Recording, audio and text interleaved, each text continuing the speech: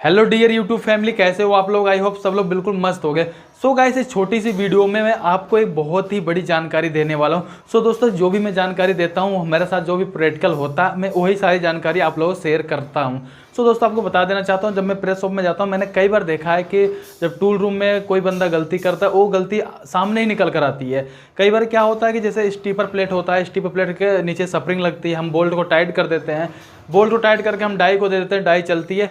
चलते चलते थोड़े समय के बाद क्या होता है कि 4 बोल्ट आपने लगाया होगा, 4 में से कोई एक बोल्ट लूज हो गया, 2 लूज हो गया, तो पता लगा स्टीपर प्लेट एक साइड से उठ गई, जो सीट आपकी कट रही है उस पीस नहीं छोड़ रहा है, सीट चिपक रही होगी।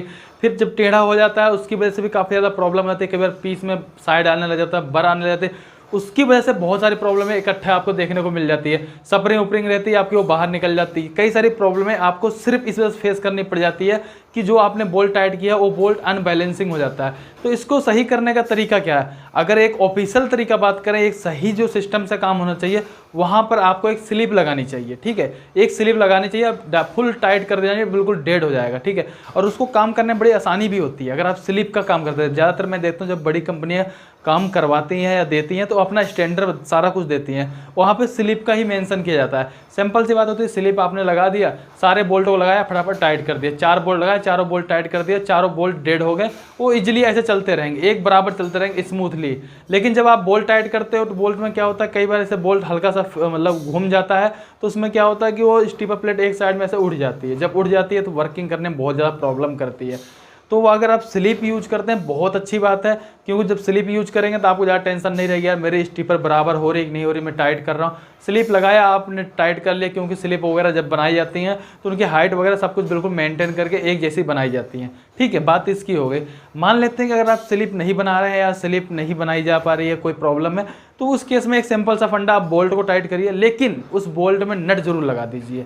नट लगा दी, इसको मैंने कई बार आप लोगों से बोला होगा, नट लगा के उसको टाइट करिए। नट लगा के जब उसको टाइट कर देंगे तो उसमें लूज होने वाले चांसेस नहीं रहता। कई बार क्या होता है ना, जब हमारी स्ट्रिप प्लेट दबती है तो फ्री हो जाती है, जब दबती है तो बोल्ट हमारे हल्के से फ्री होते हैं, तो कई बार घूम जाते हैं, उसकी वजह से वो लूज हो जाती है, जिसकी वजह से स्टीपर उठ जाते हैं। लेकिन जब अगर आप बोल्ट को टाइट कर देंगे और नट को लगा देंगे उसके अंदर, तो लॉक हो जाता है। लॉक होने की वजह से आराम से चलते रहते हैं, उसमें कोई प्रॉब्लम नहीं आती है। और जब भी अगर आप ऐसा कुछ करते हैं नट वाले, क्यों स्लिप में तो साइज मेंटेन हो जाता है एक बराबर चारों तरफ से, लेकिन जब आप बोल्ट वगैरह लगाते हैं, नट लगाते हैं, तो वहाँ पर आप बर्नियर से चारों साइडों के साइज को एक बराबर कर दें, ताकि ऐसा ना हो कि किसी साइड में ज़्यादा और किसी साइड में कम, और आपने लगाया टाइट करके दे दिया। उससे क्या होगा, आपके स्टीपर प्लेट एक बराबर चलेगी नहीं, एक साइड लगड़ के चलेगा। हो सकता है पंच हो, पंच को भी साइड मारे, क्योंकि वो लगड़ेगा एक साइड में, एक साइड लूज मिलेगा, तो ऐसे अनबैलेंसिंग होकर टेढ़ा होकर चलेगा, उससे पंच में प्रॉब्लम आएगी, जिसकी वजह से हो सकता है आपके साइड मारे, एक साइड में बर आए। बहुत सारी छोटी छोटी प्रॉब्लमें होती हैं जो आप लोग कमेंट कर कहते हो ना कई बार, सर बर आ रही है।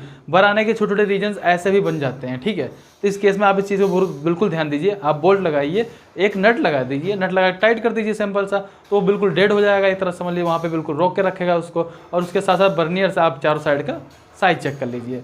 ये जानकारी बहुत ही ज़्यादा बहुत ही ज़्यादा इंपॉर्टेंट है यार। मैंने कुछ सोच के आप लोगों को शेयर किया, आप लोगों से उम्मीद करता हूँ इस जानकारी को आगे भी शेयर करोगे अपने दोस्तों यारों में भी। उसके साथ साथ आप इस स्टेप को फॉलो जरूर करोगे अगर आपके साथ ऐसी कोई प्रॉब्लम आती है। और आपके साथ अगर ऐसी कोई प्रॉब्लम आई है, प्लीज़ कमेंट करके भी जरूर बताइएगा। चैनल पर नए आए तो सब्सक्राइब कर लीजिएगा, वीडियो को एक लाइक जरूर कर दीजिए, आपके लाइक से बहुत ज़्यादा मोटिवेशन मिलता है। फिर मिलते हैं नेक्स्ट वीडियो, तब तक के लिए अपना ख्याल रखिए, ध्यान रखिए, टाटा बाय बाय।